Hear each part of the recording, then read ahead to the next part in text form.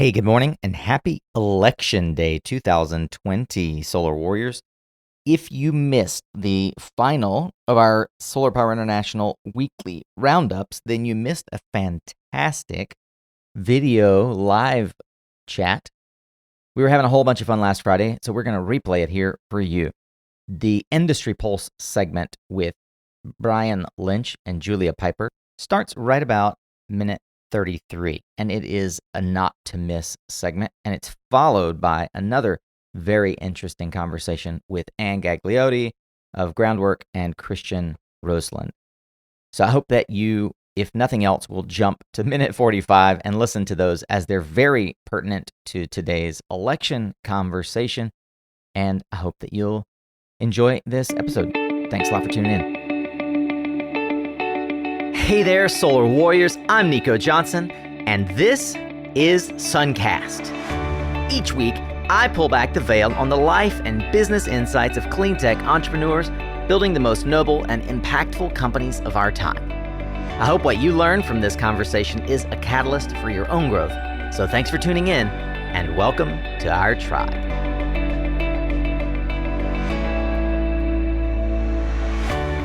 All right, here we go. It is week seven of the North America Smart Energy Week SunCast Weekly Roundup presented by LG. I'm missing somebody here. Josh, where'd you go? We got to call up Hawaii here. There you are. All right, large and in charge. How you doing, buddy? Brother? Good, man. Mahalo. Thanks for joining us. Absolutely. So glad to be here. Really excited. Got a star-studded lineup coming into this session. So yeah, man, thanks for having me. Yeah, man. I'm a little melancholy, I got to be honest. It's been an interesting 7 weeks. In the last 7 weeks, not only have we done this show all week for 7 weeks, but I moved from Mexico and set up in North Carolina. Glenda on our team, who my dear co-host for the first 5 weeks, had a baby and is no longer able to be here with us in person. Especially, I was looking forward to having that live show with her. But on the flip side, get to bring you in, man. It's just like last year, like we talked about last week. It's just like being back in the podcast lounge. So I'm getting all the feels again, and a little melancholy that this is the last week. We're gonna have to figure out how to set up the happy hours and whatnot, and really squeeze all the juice out of the virtual trade show. But we'll get to that a little bit more when Danielle comes on. What's shaking in Hawaii today? Well, I actually got some rain out here, which is fantastic. And I live on catchment, so I'm glad to have water again. And a lot of things going on in Maui and Hawaii. I mean, some great new solar systems have been approved by the PUC, which we're pretty stoked about. Multi-megawatt systems getting us close to our 100% RPS. So things are rocking and rolling as always. But it's great to be here, man. I'm really excited about this show. Now, for those who are unfamiliar completely, you were maybe sent here by one of our guests today, and you're wondering what the heck's going on. We've been doing a weekly roundup for the last 6 weeks. This is the 7th for North America Smart Energy Week, also known as SPI, ESI, EVI. So many I's, U's, and We's. My name is Nico Johnson. I'm the founder and creator of SunCast, the podcast, which is a product of SunCast Media. We sort of put all this together so that you all don't have to worry if you've missed something. We try to capture it for you. My compadre over here, Josh, why don't you go ahead and introduce yourself? All right. So my name's Josh Porter. I'm the host and founder of SolarCoaster Radio Show. We've been doing hour-long radio segments out here for the last almost 4 years, covering all things renewable energy, like I like to say, new energy economy. And this past SPI session had an opportunity to do a SolarCoaster Live series. Really fun, just kind of grabbed content that we thought would fit into all of these new shows that we are seeing here, these new sub shows, hydrogen, wind, EV, everything. And yeah, had a great time doing it. 17 shows, which are all up on YouTube right now. Check them out, please. Amazing. Kudos to you guys, too. They were really, really informative, bite-sized chunks, insights into what's happening along the way. Well, this last weekly roundup is sure to please. So I want you to please stick around to the end. It's going to be about an hour today instead of 30 minutes. And I want to say, for all of you who are watching live, let us know in the comments where you're coming in from. Are you live in Madrid or California or Hawaii, as Josh? Yeah, just type in where you're from and if you're watching live. And if you're watching as a replay, we're super grateful for you as well, because we're recording this. It's going out on YouTube. It's going to be on LinkedIn. And we'd love to know if you jumped in the replay. Just type replay in there. Now, if you have any questions at any time that you want to ask any of us on the show, you can type it in the comments and it'll get ported magically into our studio, and we'll be able to even display it on screen, but we'll certainly be able to address it either ourselves or one of the guests. And we got a really, really cool lineup for you guys today. We're going to kick it off with not one, but two of our Industry Pulse segments. That's when my friend Brian Lynch from LG goes one-to-one with industry experts, sussing out what's happening in the industry, where are the trends, and where are things headed. We're going to touch on a not to miss segment in that second Industry Pulse, all about the election. And we've got 4 behind the scenes segments in the green room, all about the EV connection, which was this week's theme, the final week of North America Smart Energy Week. Josh, what else we got going on?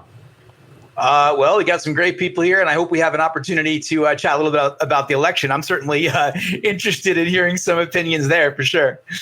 Yeah, that's right. We got Ann Gagliotti and Christian Roseland. We'll see if Christian's going to be able to join us. We're not quite sure yet, but Julia Piper is going to join us. We're going to talk about the importance of your vote, what you can do in the last remaining 3 days, and why this is important for every one of us to be involved. And we'll wrap with a look forward with Danielle Danko from Solar Energy Trade Shows. What does the coming year look like for SPI, for regional shows? A lot of fun things. It's a whirlwind tour, and we're glad that you're here with us live. All right, we've got Brian, as I mentioned, standing by for our first Industry Pulse segment. Let's go now to Brian.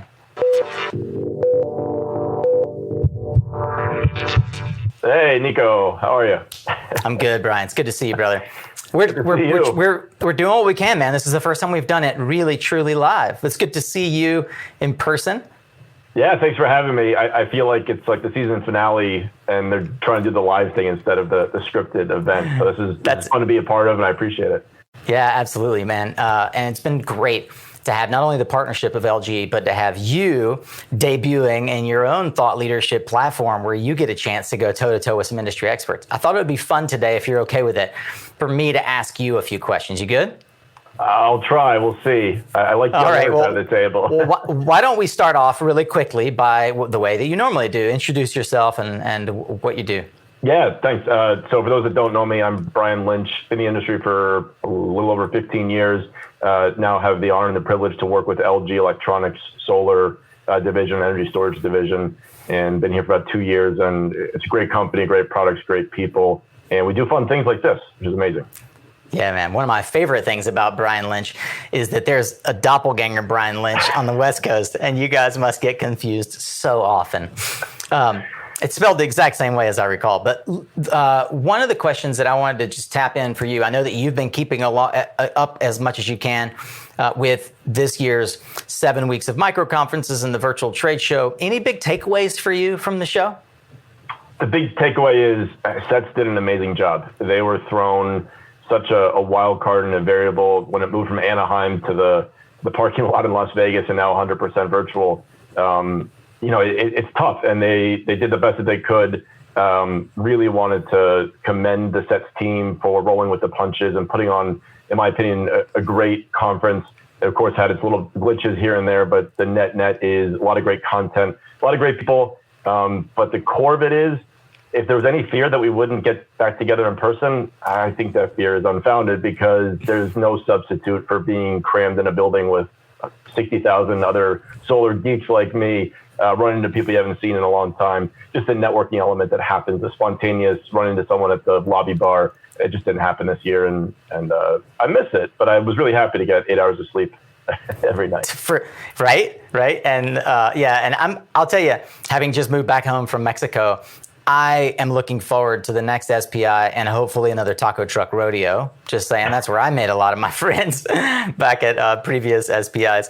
Well, one of the fun things that we did was this Industry Pulse segment. It's something that you and I collaborated on, thinking about how do we actually pull out industry trends. I would imagine, as the host, you've learned a lot as well. What have you internalized? What are your takeaways from 6 weeks of Industry Pulse? Yeah, so I was thinking about this before we started, Nico, and I had a great series of conversations with thought leaders like Mike Casey from Tigercom and Ian LaCour from Baker Home Electric. Last week with Ken Laughlin with Impact Asset Management. I'm going to talk to Julia Piper in a little bit, which is an amazing kind of confluence of all my favorite podcasts. I know you're starstruck today. I am starstruck. But the key trend, whether it was, Mike from the policy side or Ian really talking about residential solar, and then last week with Ken, it's that there's an undeniable trend with solar. It doesn't matter what happens with the election. It doesn't matter what happens with pandemic. Solar is unstoppable, right? In the middle of these 7 weeks, the IEA came out and said that solar is the lowest cost form of new energy generation. And policy really makes a meaningful difference into what we do and how fast the adoption curve is. But we should have the absolute confidence that we are in the right industry at the right time, and solar is unstoppable. Solar is unstoppable indeed. I am encouraged by not only the amazing insights that we learned from this segment, but also how I've seen you just come to light in the way that you are able to do certain do your interview style. I hope that we can convince you to stick around for more industry polls now that all of the weekly roundup is over. But we don't have any more time for this segment today. Going to bid you adieu for a little while, Brian, while we go into the green room. But first, back to Josh in the studio. We've got a segment that we do every week called The Green Room. The Green Room are our series of interviews with the thought leaders who were on panels throughout the week. And here is this week's Inside the Green Room coming straight at you. This week, we dive into electric vehicles and the EV connection. And in my world, at least in SunCast, the person who's brought a ton of value, and I was so grateful to see, was leading the very first conversation, is my guest right here, Erika Myers, Principal of Transportation Electrification at Smart Electric Power Alliance. Erika, great to see you. Nice to see you too, Nico.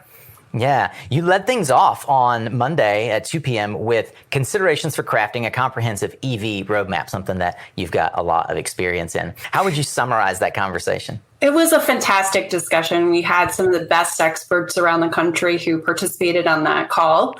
And I'd say the thing that we really connected was the audience, which we know is largely the solar, the storage, the grid modernization folks who attend North America Smart Energy Week. And we made it clear to them how this community is so essential to transportation electrification, and that they need to be at the table developing these roadmaps in their states or regions to make sure that the solutions that they have will be available to support this transformation. Was there any contentious conversation or opposite sides of the coin that were expressed? I would say generally the whole group was very aligned that we do need to plan ahead. We absolutely have to have a plan in place in order to be able to bring on these electric vehicles to get all of the benefits and none of the consequences. And so the best way to do that is to enlist lots of different stakeholders from around the communities and getting together to help educate legislators and other policymakers and regulators about what is going to be necessary in order to smoothly transition into this future. And our number one takeaway, I think, was get involved now. Your solutions are important. They matter to the people who are involved in this. And so just educate yourself about what transportation electrification is and where your businesses can best align. Could you maybe get into some of the details that didn't get explored in the conversation about that level of self-education you just referenced? A lot of folks in the solar industry and then storage industry totally get it. EV and the fleet electrification there's a logical nexus there, but how's that self-education meted out? So just like a lot of the folks who attended Solar Power International were really interested in learning more about energy storage 3 years ago, we're at that same place now with electric vehicles. And that's one of the reasons we launched Electric Vehicle International this year, was to make sure that the folks who attended TNASU know and can appreciate and understand the nuances of this technology. It's really different. You know, one of the points that John Bossel from CalSTART made on the conversation was we all know what distributed energy resources are, but the people who are in the mobility sector have never heard of a DER. So we have two totally different industries who are now colliding And there's a lot of information exchange that needs to happen in order to be successful. So I would suggest to folks who are starting out in this industry, in addition to listening to the on-demand sessions that are posted through the EV Connection, take a look at the Smart Electric Power Alliance resources at cpapower.org. We have a lot of great material there. And then there's also a lot of great material through the U.S. Department of Energy and the groups that joined us on the call, Rocky Mountain Institute and CalSTART. And I will selfishly say you should also check out the episode that Erika had on SunCast. As a policy expert, how would you, Erika, help us understand how to prioritize programs and policies that would fit into the roadmap that you all discussed? Yeah, so that's one area we didn't get into a lot of detail. Unfortunately, we only have about an hour, which is never enough time to really dive into these topics sufficiently. So I would have loved to have spent more time focusing on how to prioritize which programs and activities and policies to implement first in different states. And I like to think of it as a trajectory, right? As it's largely dependent on how many EVs you have in a specific area. And then you start from somewhere, usually at the beginning stage, and then you ramp up into later stages. And having a roadmap that's flexible and intuitive about those changes, maybe incorporating things like stage gates. Once we have a certain amount of penetration, then we launch these sorts of things. Could be one way to go about addressing this really rapidly evolving technology. Fantastic. Erika Myers is SEPA's resident EV expert, and it's no wonder why you were selected to lead this great discussion about the roadmap for a comprehensive EV integration here in North America. Erika, thank you for joining us again for the show.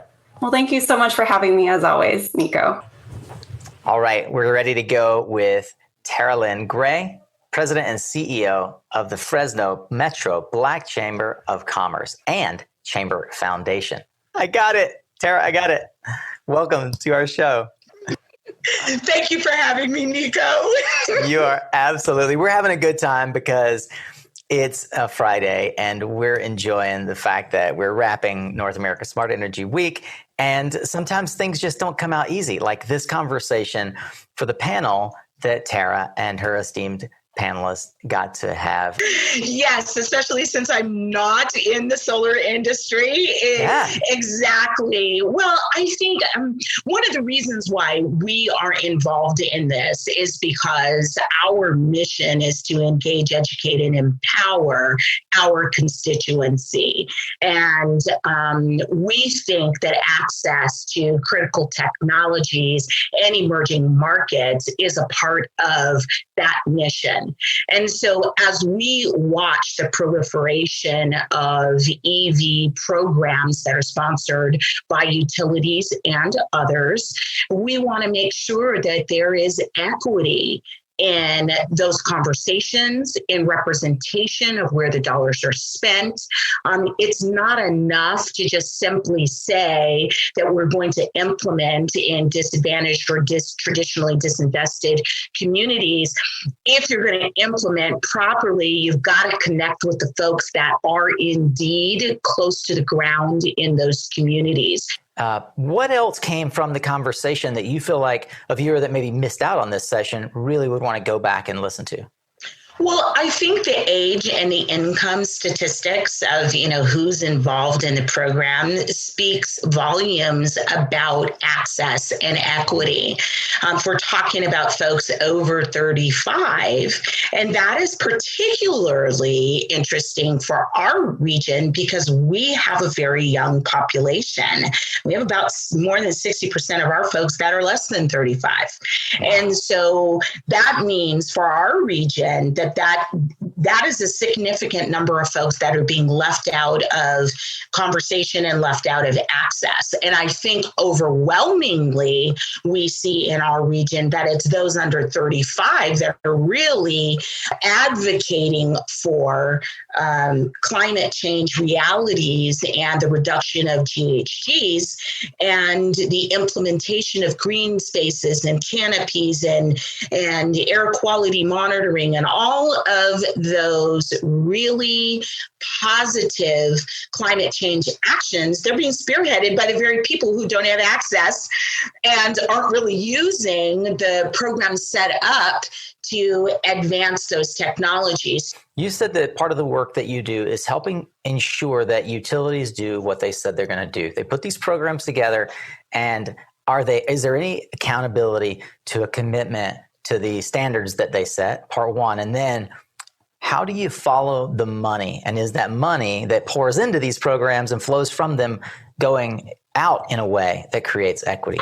I think that partnering with the utilities, which my organization does, is one of the ways that we can get some accountability.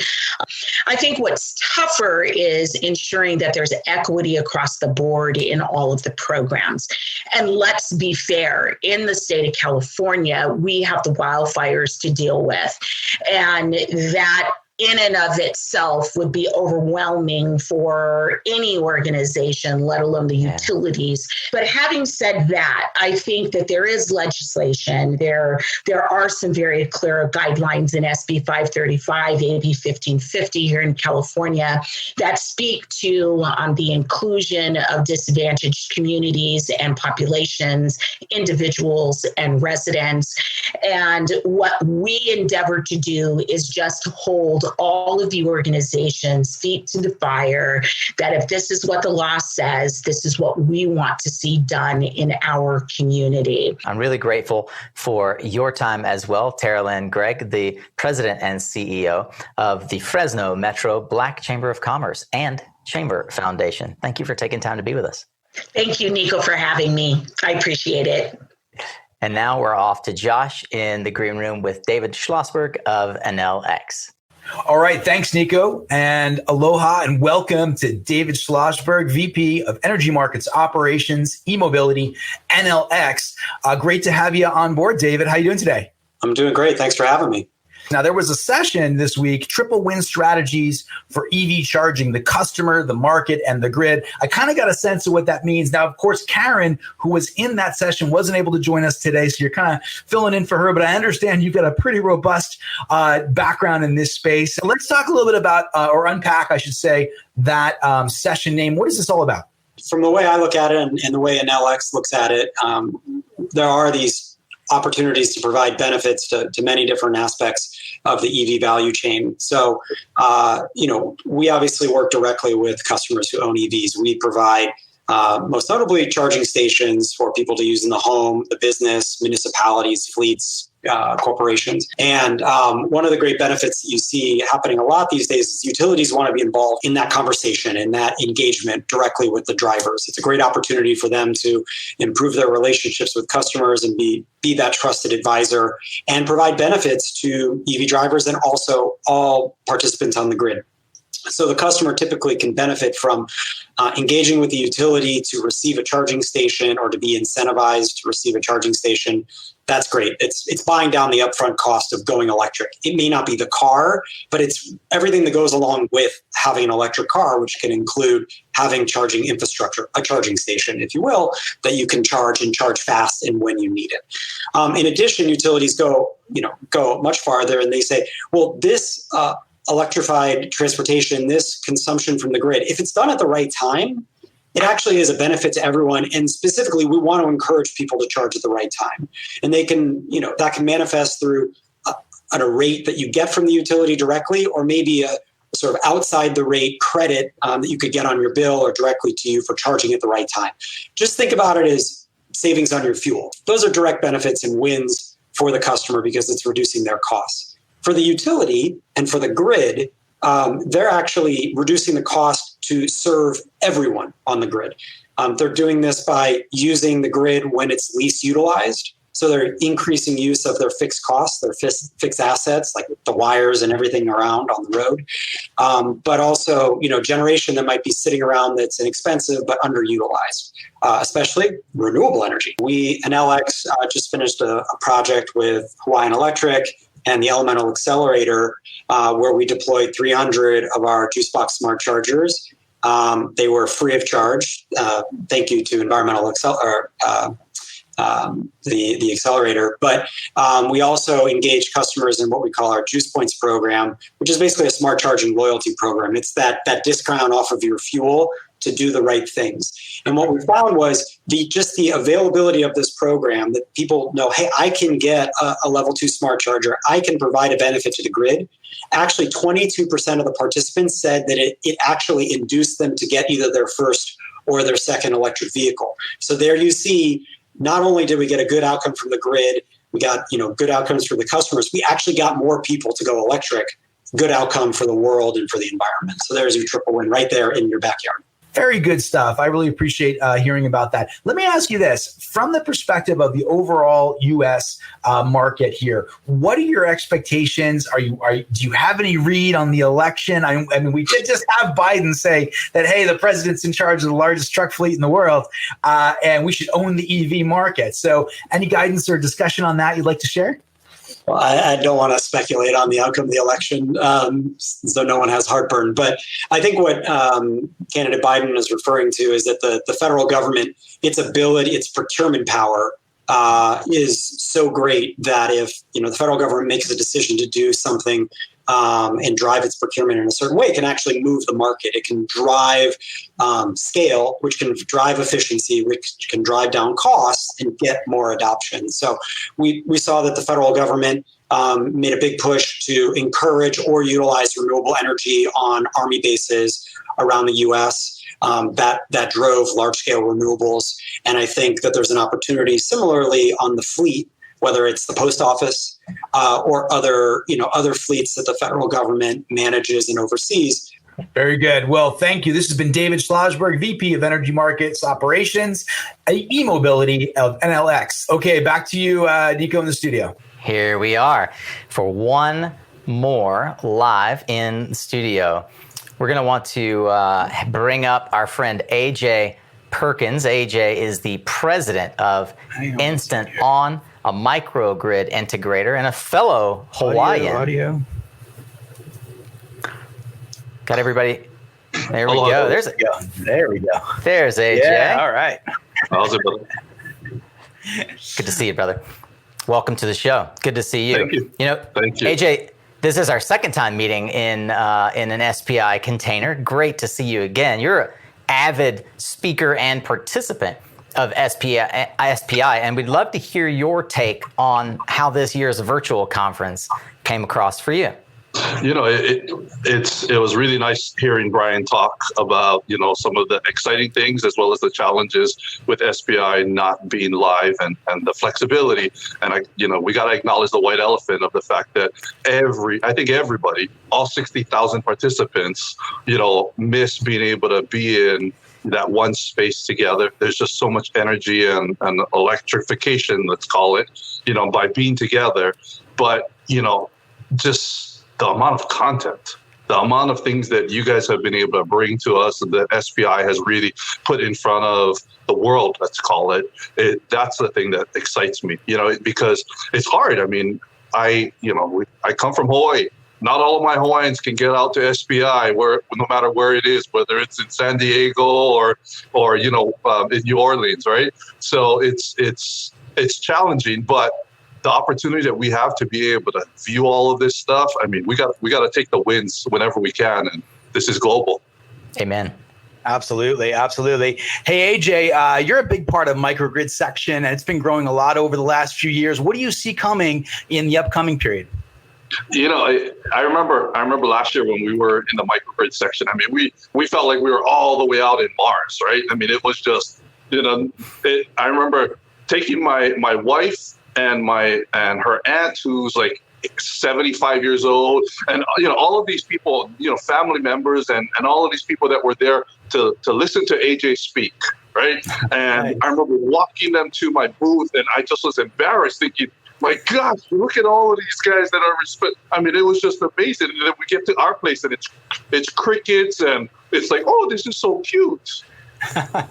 But when you look at the enormity of what microgrids have become in the SPI world and the SPI family, I think everybody is recognizing that the microgrid section is really a piece of everything else. So the microgrid section is really the miniature SPI, let's call it.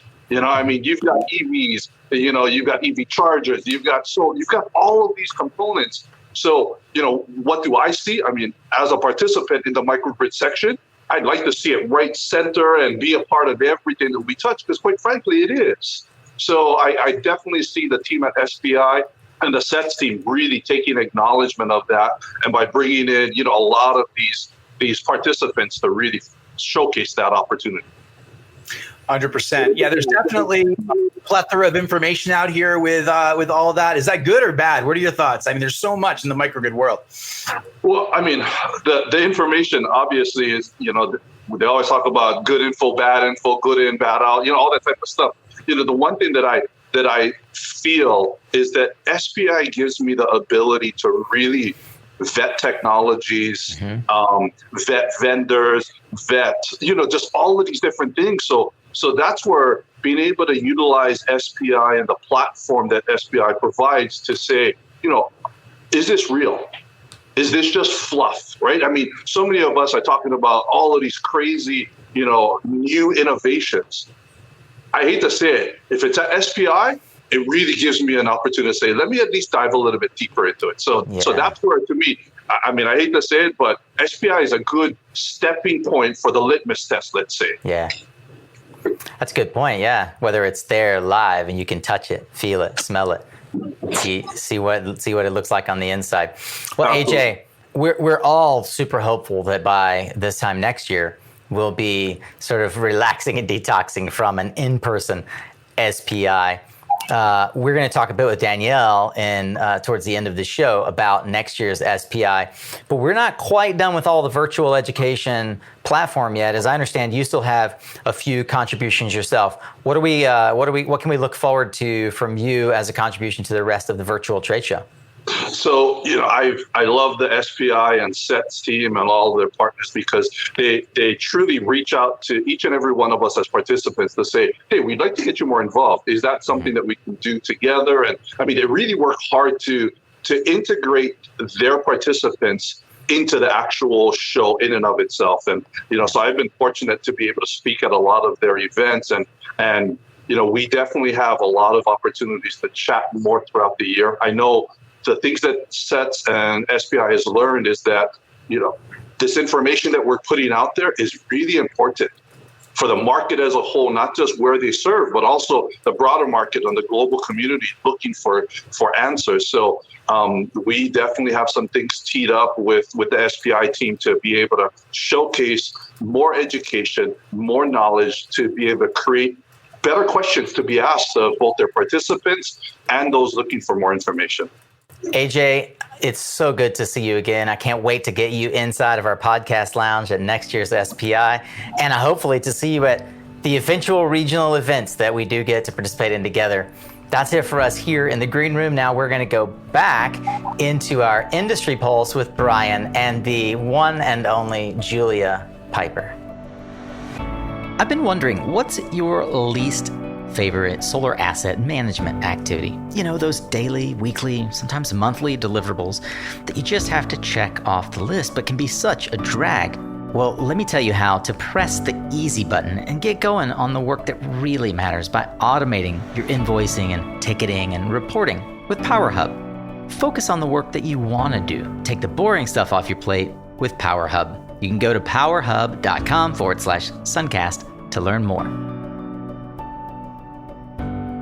Thank you, Nico. A guest that needs absolutely no introduction if you're a solar advocate and longstanding member of the solar community. Julia Piper, co-producer and host of the Political Climate podcast. One of my favorite podcasts. Nico's off screen, so he can't kick me. It's right up there with SunCast. Julia, thanks for joining. For those that don't know Political Climate podcast, how can people listen to it? How do they access it? Awesome. Well, let me just say you guys are the nicest people ever. I've never had so much praise. So making me feel good today. Thank you guys. Awesome to join you. So Political Climate, we're distributed by Green Tech Media, so you can find us there. We're also at politicalclimatepodcast.com, and you can go to @poly_climate on Twitter and find all our shows there. Just for background, we're supported by the USC Schwarzenegger Institute. Really appreciate their support. And, we don't compete with SunCast. We get wonky on the policy. He goes all industry and beyond, but room for everyone. Awesome. Yeah. If the folks that know me personally know that my two favorite topics of conversation are politics and solar. So I'm a subscriber to the Political Climate podcast and highly recommend folks in the industry check it out. Because unfortunately, this industry is all about policy, and what we do is influenced by policy. I actually just voted. If you can see my sticker right before we went live. And as I was waiting in line, there was actually solar on the roof of my polling place. And it got me thinking about the election. Obviously, that's top of mind for everybody. But what does solar look like under a Trump versus a Biden administration? And clearly there's subtleties to who controls the Senate and all sorts of different flow charts that go from there. You had a very interesting conversation on your last Political Climate podcast. But can you really provide an abridged version? What should we be looking for under a Trump or Biden administration as it relates to solar policy? Yeah, and we should remember that, this is not over till it's over, polls aside. So let's look at both scenarios. So I think the audience will know that Biden has a $2 trillion clean energy plan. He's talked about calling for 100% clean energy by 2035. That is important. I mean, he's talked underneath those broad goals to provide renewable energy credits to providers and developers. So that's important. He's talked about labor standards. I don't know what that exactly will mean, but it could have some implications for the solar industry. The first thing to note, though, is personnel is policy. So who Biden picks is very important. If there's a big stimulus package, who ends up leading the Department of Energy, for instance, will oversee how much of that stimulus is implemented, whether it goes to innovation, deployment, all of the above. So watching who goes in there, perhaps, former Michigan Governor Jennifer Granholm's been talked about, Jay Inslee, Aruna Jumdar, former RPE. So that'll be important. So watch for personnel. The next thing is, of course, the stimulus. We've been all hearing about a green stimulus package, Build Back Better under Biden. I think more than one stimulus package, everything I'm hearing is that it'll be more like climate and clean energies infused throughout a bunch of other bills. So look for like an infrastructure bill that would have grid modernization as part of it and other kinds of incentives and things, not some one Green New Deal, as I think sometimes we start talking about in the media. So, and the Trump scenario, just a quick synopsis of that. As you noted, solar is unstoppable. I think the private industry will continue to operate. And so we also have China, Japan, and South Korea now coming out with net zero goals. So like the incentives there, like in the stimulus broadly, is to keep moving ahead. I think the question is just that what the pace and scale is of private sector activity. How much can they do on their own? We are still in an economic recession, so we could still see another shoe to drop there. The final thing I'll say is the states will continue. Just today, the Arizona Corporation Commission voted in favor of requiring utilities to be 100% carbon free by 2050 with a 50% renewable energy target in the interim. This has to go to a final vote, but stuff like that will continue happening. So we'll talk more about solar tariffs and manufacturing later, but I think those are some of the highlights. Got it. It's a lot. I appreciate that. From an industry perspective, Biden seems to have captured significant voter enthusiasm around clean energy. And, notably, I think most people in the industry are aware of clean energy for Biden.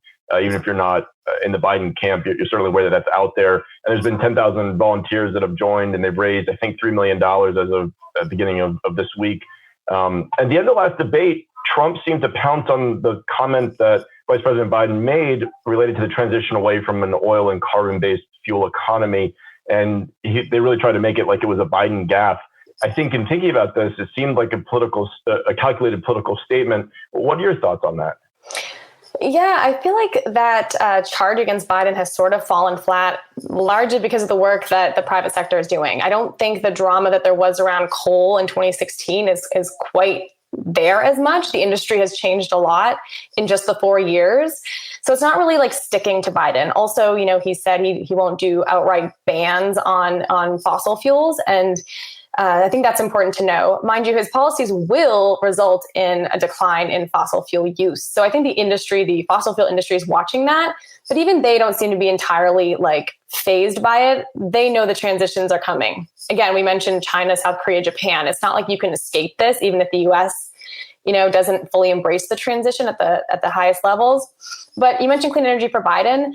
It's a super interesting group. The fact that there is this industry-centered organization, not just climate activists, I think is really important because a lot of the work after Election Day it's the tricky doing, right? And so to have people collaborating on how they would do it and who would do the work, again, personnel being policy, I think is interesting. And it shows that I think the Democratic Party has realized they don't need to shy away from clean energy and climate more broadly, that it polls really well, there's money to be made. And in fact, if they lean into it, it could actually work out really well for them. So again, Pennsylvania has been a hot button issue in this election, but fracking actually is opposed by a majority of Pennsylvanians. People don't necessarily realize that. And it's a testament to how well clean energy is doing and opportunities people see in it. Yeah, you can almost appreciate the demographics of why Trump and Biden both said what they did and tried to politicize it. If you're on the ground in Texas, oil and gas, and you've watched your job maybe dwindle in the last 6 months or a year, you certainly understand the political math of why it's trying to be politicized. Last week on this industry pulse segment, I had an opportunity to speak with Ken Laughlin, who's really looking at this from a macro perspective. He's involved in asset management from a fund perspective. And he just made the fundamental point that the economics of solar stand on their own, and it really doesn't matter what happens on the policy front as it relates to solar adoption. At what point do you think we no longer become a politicized industry and people just recognize it on both the right and the left for its broad bipartisan support and job creation? I think a lot of people in clean energy in the industry don't necessarily want to get caught up in climate politics. They don't necessarily have to. There are some different lanes here. But I think energy is inherently political and policy oriented. Just the utility business model makes it that way in part. All energy is subsidized to some degree. So I think that we may move away from individual spats over like tax credits or maybe net metering battles. We'll get to 2.0s on a lot of these discussions, but writ large, you need policy to direct private sector investment. There's no world in which the private sector does this alone.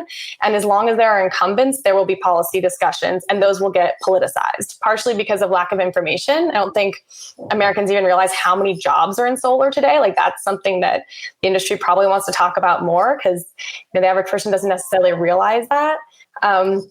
But yes, I think you can't fully escape the politics and the policies, but hopefully education improves it. Getting money out of politics would help. But I like the idea that we'll move away from politics and policy. It feels nice, but I don't know that it will happen. Yeah. Well, that's a fair point, and certainly some charged comments there. I'm thinking as you're talking, LG just did a consumer study with Harris Poll. It was run over the summer on consumer opinions of solar. And we found that overwhelmingly people like solar. They want to adopt solar. And I have to wonder from a policy calculation standpoint, solar is great because it's kind of out of sight, out of mind, but that's also a curse of it is it's on rooftops and people don't generally see it. But as it becomes more tangible and people see it more and more in their community, do you think that changes any of the political math? And as people know more and more people firsthand that work in the industry, does that help policy? 110%. I mean, I think that's why there's momentum around it. Huge bipartisan support for clean energy. Things like Jonathan Scott, who's an HGTV and home renovation, celebrity, just had a documentary come out on rooftop solar. Stuff like that mainstreams it in a way that I think is really valuable to the industry, and certainly people seeing more of it is helpful. I know we're running low on time, so Brian, I'm going to hog the mic and turn it back to you because this is usually my job, is asking the questions. And I wanted to ask you about how important domestic manufacturing is in the context of federal support, because that's something we talked a lot about with the Trump administration and putting tariffs in place. But I'm curious from your perspective, do you see a reboot happening there? It's interesting. I'm deeply involved in the policy side from LG's perspective. And something that we've heard over the last years, we've been advocating for an extension of the ITC and direct pay conversions and all the things that support the broader industry. There's a China problem from a policy standpoint. Right now, whether it's a Trump administration or potentially a Biden administration, this idea that we're exporting taxpayer money to support a Chinese economy that's by every kind of metric predatory from a manufacturing standpoint has created this issue within the industry and policy to support it. And there's been a renaissance, right? Hanwha's factory in Georgia, LG's factory in Alabama. There is now, I think, 5 gigawatts of module manufacturing capacity. There's a large polysilicon manufacturing capacity. And I think the industry, SIA just did a great job publishing a white paper on manufacturing. The SIA has to embrace the idea that it's not just developer and installation jobs, that there is manufacturing jobs, durable manufacturing jobs that have a lot of political goodwill behind them. And as an industry, we shouldn't ignore that those are valuable jobs from a political math standpoint. Great. Well, I think we've highlighted a lot here, and so much is yet to be determined. I think everyone's got eyes on a stimulus being the cornerstone of a lot of what we talked about today. Regardless of who wins, we'll need a stimulus. So Brian, it's been fun to join you. Yeah, thanks for joining as well, Julia. I send it back to Nico in the studio. So good to welcome a couple of guests here today to give a little more amplification to the idea that voting is our civic duty. I can't tell you how, not only, if you think Brian is starstruck, I'm sitting here watching that segment and just loving every single piece of what Brian and Julia are unpacking. We've got Ann Gagliotti, CEO of Groundwork, and Christian Roseland joining us. He's the managing editor at RMI. Great to see you guys. Thanks for joining us. Thank you, Nico. Thanks for having me. Absolutely. Well, we wanted to take a moment to talk about the broader industry. There is some, there's a lot of folks saying, well, it's 3 days left. What can we do? So, Ann, you and I have been talking a lot about this. You're a CEO of a small business that has a big impact in our industry. And I'd love to hear your perspective on how you're approaching this with your team and with your community. Yeah, so a little bit about Groundwork. We provide reference solar data sets to the utility scale solar industry. I love what Brian said, like helping make solar unstoppable, right, is our absolute goal. But today I'm here as a proud California corporation. We're women owned and led, and we're passionate about saving the planet. We have 57 high quality jobs. And we've added 43 since the last election. I had us pull up that data. So, amazing. I mean, it's the story that should be published and heard around the world, right? We joined the Civic Alliance and their 100% in for Democracy campaign, which the goal of it is to inspire, for businesses to inspire employees and customers to participate in civic life. As part of that, we helped, every staff member who needed help make a plan to vote. We encouraged them voting at every opportunity. We held a Zoom happy hour over Slack, email, make sure that people know how to get to the polls. And then importantly, we're just offering paid time off, whether you want to volunteer as a poll worker or you want to vote. And part of what I like to say too is take some paid time off to learn about the candidates. And in California, we have so many ballot propositions. You need to learn about the ballot propositions so that you can be prepared to be an informed voter and not a misinformed voter. So that's, that was our strategy. I promoted it on LinkedIn and a little bit on our other social media outlets. But what you asked me, what to do today, Nico, if I don't care if you're busy. I know we're all busy, all you CEOs out there. But if you have a solar business, if it's in Pennsylvania, Texas, Florida, Arizona, North Carolina, send an email, give your staff time off to vote. Make sure your field teams are voting, right? We run field crews all across the country every week. So making sure they could get their vote, get their ballot and get it in before election day, because it's a really important election. So. Yeah, I'm looking for a webpage actually that our friend Lauren Glickman sent to me, because I asked her the question that I asked Christian. How do I actually affect change? Does it even matter? Like, do I talk to my Democrats? Do I talk to my Republican family? And Christian said, no, Nico, you're missing the whole point of this. You can't change people's minds. You can only get the people to the ballots that haven't voted or decided they're not going to. Christian, tell me more. Okay, great. Well, first off, I'm Christian Roseland, editorial director at RMI, but I'm not speaking on behalf of RMI today. RMI is a nonpartisan, non-political think tank, that definitely works in areas that are affected by policy. But, as a private citizen, and as all of us who work there are, I of course am politically active, and I've worked on a number of campaigns over the year. And it was really interesting to talk to Nico, because it brought back one of the truths about political campaigns, and that is, you're often not going to win by changing a lot of people's minds. Yes, there is a part of that, but the way that political campaigns, the more important tactical movement to win a campaign is to get people to the polls to have them vote. And that's how a lot of campaigns are structured. This year, as a private citizen, I've volunteered for political campaigns in Rhode Island where I live. And, we're out knocking doors and canvassing. We stand back 10 feet and wear masks and do all of that. But, when we find doors of people that are hostile, you just mark them off. Okay, we won't visit those people again.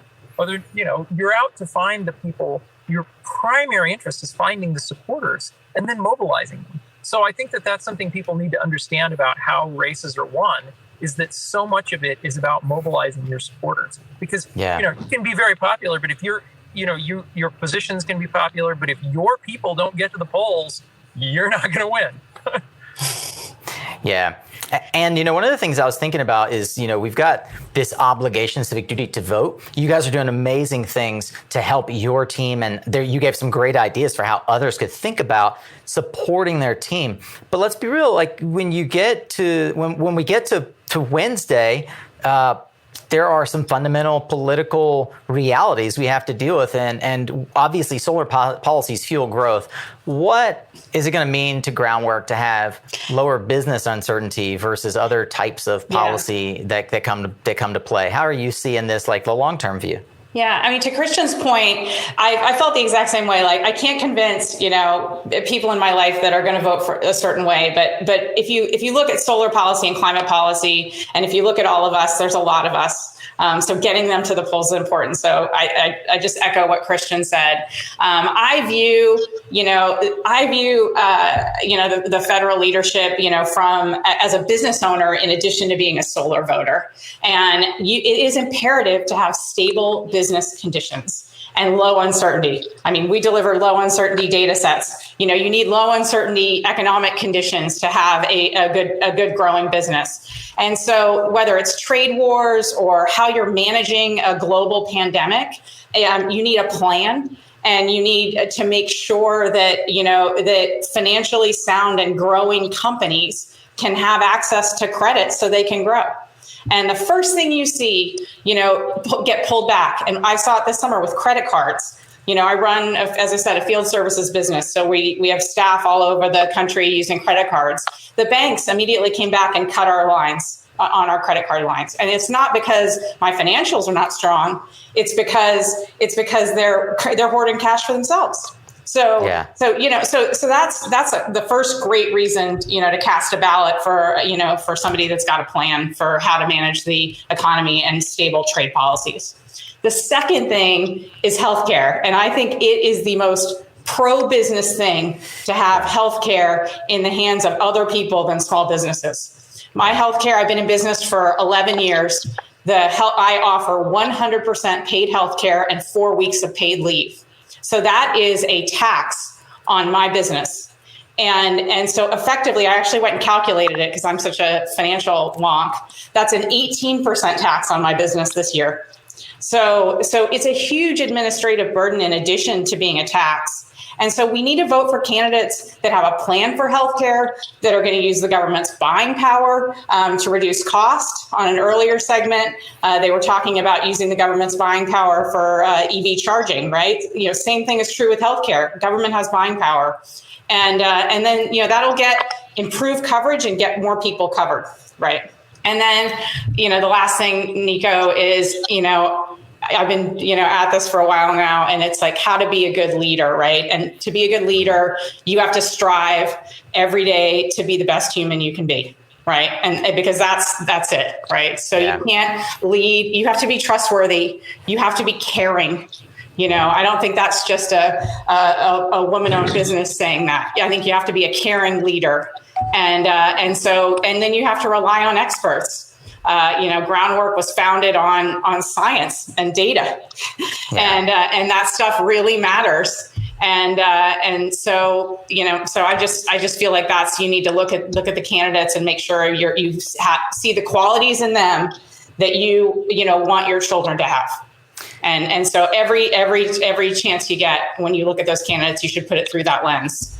And then I got one more thing to say. So, but you want to go back to Christian, I bet, because I'm chatty today. I'm passionate about this, right? No, that's fine. Let's take, but it's totally fine. Actually, let's take your last point. Then I'm going to go to Christian, and then we're going to have to wrap this segment. All right, then we'll wrap it up. Okay, the last thing I have to say is, and we were talking about it, Julie was talking about it, if we can get an economic stimulus package in this next, after this election, think about the DOE and the TARP in 2008. What got this party started?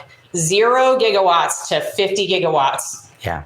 Since the TARP in 2008. So what was keeping it going before that was the national labs. They are truly a treasure for this country and should be well funded. The National Renewable Energy Laboratory, the Sandia National Labs, they both benefit my business. I know they benefit my customers' businesses. We all rely on them. And to see them defunded over the course of the past 4 years is just deplorable. So I'll close with that. I think I've said enough. Fair enough. It's I am really fascinated to hear the thought process that you've gone through, and it's really helpful to hear your perspective. Christian, as I've said in the outset, you really helped me reframe not only my contribution, but the importance of focusing on not just the national election. Can you talk a little bit as we round this out about down ballot and the importance of the local market? I'm here in North Carolina, battleground state. Others are in Pennsylvania and other places, Texas, Michigan, Wisconsin. How important is down ballot, and what do you have to think? How can you help us think about that? Oh my God, it's always been important. And quickly to your point, and Gagliardi, I think it's also would be great if our national labs could operate free of undue federal influence and interference in their work, in case you've read some of the things that Peter Fairley has published. Absolutely. Yeah. Investigate West. But anyway, back to the down ballots. Yeah, they're extremely important. I mean, look, whether or not we get any sort of meaningful climate and energy policy is going to depend a lot on the Senate. Right now, the Republicans have a 3-seat majority. That majority is deeply in question, and these Senate races are extremely important for the kind of energy policy that we're going to have, and right now we're in the decisive decade. This is the decade where we've got to address climate change, and we can't afford to lose any more years if we're going to try to keep things below 1.5 C. So, the Senate is critical there. I can't say this is not to say that we're, that if either party wins, we're going to get the exact wish list that we want through the Senate. It's also important to pay attention to who's sitting in those seats, because the ranking member of the Energy and Natural Resources Committee has not exactly been a big fan of clean energy. But, that's just looking at the U.S. Senate. When you talk about the state level, if we look at where so much of the renewable energy policy has happened in the United States, it's happened at the state level. Renewable portfolio standards put on the majority of the wind and solar that we've gotten to date. They were fundamental. Net metering policies, these things happen at the state level. So while things like the ITC and the PTC and the trade rules are very important, the state policies have been absolutely fundamental for this industry. And, in order for that to happen, we need to be engaged at the state level. I mean, I live in Rhode Island, which has been very interesting this year because we had what I would describe as a conservative Democratic leadership in the State House, not really excited about passing a lot of ambitious climate and clean energy policies. But this year we've had an insurgent group of progressives who won a lot of seats and who are now threatening the leadership of both houses. There's going to be leadership battles in both of them. And all of these, this group, Rhode Island Political Cooperative, and some of the other groups, they've all pledged to implement a Green New Deal. So we could see some real change in this little state, this little 1 million person state, based upon people really paying attention and really focusing on and mobilizing on these state level races. But of course, this is just Rhode Island. Similar things are happening in other states, and whether or not we get the kind of ambitious policies that are really going to bring us forward, a lot of this is going to depend on state level action. I mean, it would have been great if we would have had federal leadership this whole time. But, under either party, it's not like we've really had the kind of ambitious policies happen at the federal level that we have at the state level. Look at the 100% clean energy movement. That's not something that's ever been really on the table at the federal level. That's something that's happened at the states. It started with Hawaii, California, New Mexico, Washington. these are the policies that are going to really move us towards complete decarbonization of the electricity sector, and they're state level policies, and they require people to be engaged in state level races. So, get educated, find out who's on the ballot, and get engaged. Hint of passion and education there from Christian Roseland. Christian, you are one of the folks that I think brings the most passion and insight to these topics. Last 15 seconds for each of you. Resources that you would direct folks to if they still don't know what to do. Yeah, I'mAvoter.org has all the information to find polling places and to make sure you're registered and get out to vote. I think that's the most important thing I would recommend. Christian? Well, I'mAvoter.org sounds like better resources than I've been sending people to. I mean, there's obviously Secretary of State websites that'll give you a lot of information. But if you really want to get engaged on the issues, this is a full-time job. It is. It is indeed. And I'll tell you, there are folks like you and our friend Lauren and others that I've talked to who are phone banking, et cetera. I don't know if this is a bipartisan platform, but mobilize.us, certainly for those Democrats. I'mAvoter.org is nonpartisan. So perfect. There you go. Fantastic. That's the answer we were looking for. Ann Gagliotti, CEO of Groundwork, Christian Roseland, managing editor at RMI. Thank you so much for joining us here in studio. We're going to go now to Danielle Danko. I'll wave goodbye to you all for a moment. Bye. Thanks. Yep. So last but certainly not least, as we round out what have been a fantastic 7 weeks of this year's Solar Power International, we're doing this live. My co-host Josh Porter is having issues in Maui. Who knows why he can't join? But we are going to bring in my close friend here, Danielle Danko from Solar Energy Trade Show. Sorry, Alex, I'm doing your job for you. Danielle, good to see you. Good to see you again, Nico. Thanks so much for having me. No, it's always a pleasure. It has been a whirlwind 7 weeks. I can't imagine what it was like for you all putting the show on. Don't know if you have a few words that you'd like to say just about sort of the wrap up of the 7 weeks of the first virtual conference you pulled off, which I'll say kudos. But also, why don't you take a moment and just paint the picture for us for what the future looks like? I appreciate that, Nico. And I think everyone on the SETS team is kind of breathing a sigh of relief. We had a lot of fun. It was definitely a new territory for us. I think as any event organizer will tell you, we got to do a lot of different things. And we definitely are going to continue having a virtual aspect to all of our in-person events moving forward. We know that not everyone's going to be comfortable traveling. And who knows what this post-COVID world is going to look like for the next 2, 3, 5, however many years. But it's been a lot of fun, but I think it's time to focus on the future. It is indeed. So we've got the virtual trade show that goes through the end of the year. I feel like there's some folks that are kind of like, what does that mean? Is there a plan? And then what do we got for 2021? Yeah, really, really good question. So the virtual trade show itself, where you can visit with exhibitors, is available through the end of the year. And we're actually going to have another live day on December 1st, where the exhibitors will be online. I forget the hours. I think they're 1 to 3, but TBD, and check out an email from us where the exhibitors will be online and you'll be able to chat with them as well. And all the micro conference content and any of the educational content that was live last week is also going to be online through the end of the year. So if you missed some of it or you just want to watch it again, you can definitely view that. And then I think we have a really exciting 2021 coming up with some in-person events. And you can tell I'm excited because we're going to be in person. We just finalized this today. We're actually taking SPI on the road. We're going to do smaller, more intimate road shows. It'll be outdoors. It'll be socially distanced. So if you feel safe a little bit, maybe like a farmer's market, this would definitely be the venue for you. The exhibitors will be capped. We'll make sure that, it feels very safe, but we'll be following the weather. So starting in warmer places like Florida, California, and then kind of moving through the United States. So watch out for that. We've got Texas coming up in May, a couple more regionals, and then SPI is in New Orleans next year, which we're so excited about.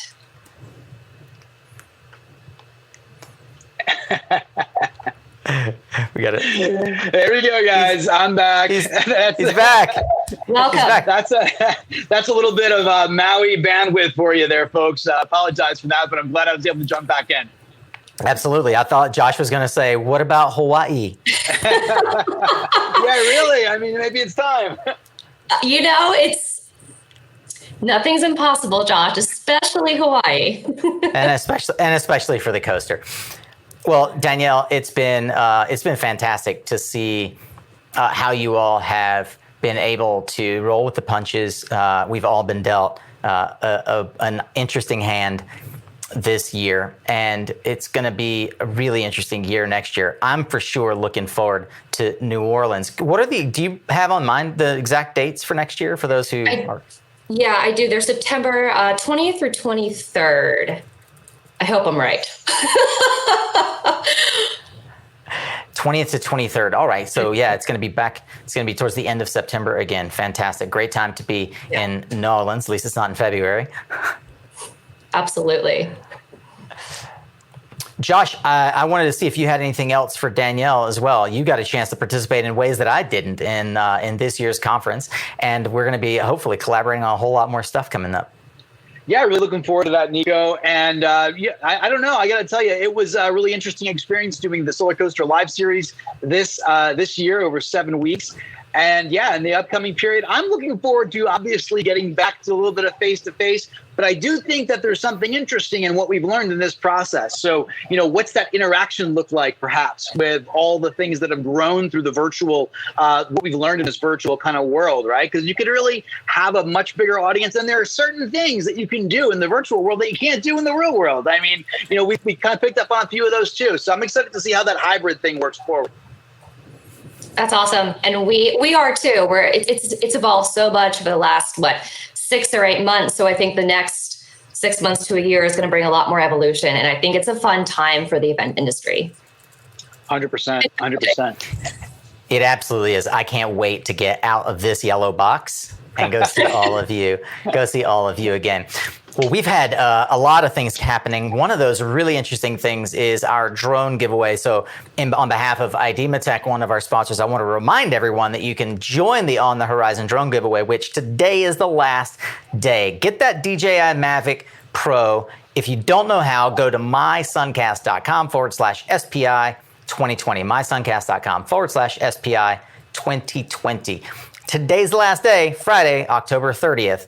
Enter to win, and we'll be announcing the winner on Monday. So just ahead of the elections, you'll be able to fly your drone around to video all the chaos. All right. Now, as we come into, look at that. I love it. Josh doesn't have a virtual background anymore. We actually have Hawaii in the background. I love it. Well, it has been a phenomenal time, Danielle. I want to extend our sincere gratitude to your team for all that you have done for helping get the weekly roundup together, supporting the SolarCoaster, supporting SunCast, and we look forward to being able to do the podcast lounge and so many other fun things as we see each other around the world. Now, before we go, I just want to give a few more thank yous. We've got not only Smart Energy Week and all of the folks from SEPA, SIA, SolarCoaster, and our giveaway sponsor, IDEMATEC. Of course, we've got LG, who so graciously sponsored, and all of our guests. For all of you who participated in helping us bring this show to life, we are so grateful. One other last thank you to Glenda Johnson, our co-host, who couldn't be here with us for the last 2 weeks. And, to Josh, my co-host, my solar brother, and to Danielle, our counterpart over at SETS. From all of us to all of you, the viewers, we really wouldn't have a show without you. So we're eternally grateful. Danielle, any final words to the viewers? Nico, I just want to say thank you to you and your team, and Josh, to you guys as well. You have helped make this virtual space way easier to navigate, and we appreciate the partnership with both of you. So thank you so much. And we hope to see everyone in person very safely, of course, in 2021. Mahalo, Josh. Mahalo, Danielle. To everyone else, thank you for your time. Thank you for your attention, and we will see you next time. That's a wrap on this conversation, Warrior, but I do hope that we'll see you back here on Thursday for this week's long-form interview. I also encourage you to check out other episodes of SunCast and let me know what you think of these shorter-form discussions. Do you want more like this? We've got hundreds of episodes, resources, and highlights from these discussions, along with the social media links for each episode guest, book recommendations, and so much more over at mysuncast.com. And that's also where you'll find other ways to engage with our SunCast tribe, like subscribing to our weekly tribe-exclusive emails or even joining our exclusive inner circle of infinite learners and clean economy champions we affectionately refer to as the Guild. If you're on Spotify or iTunes, I do so appreciate your rating and review so that others can also find SunCast more easily. And a special thank you to our sponsors who help make this podcast possible. You can learn more about them at mysuncast.com/sponsor, as well as learn more about becoming a sponsor if that's something that you're interested in. You can follow the links there as well to any of the offers that we've discussed about any of our sponsors here today. Remember, you are what you listen to. Thanks again for showing up, Solar Warrior. It's half the battle.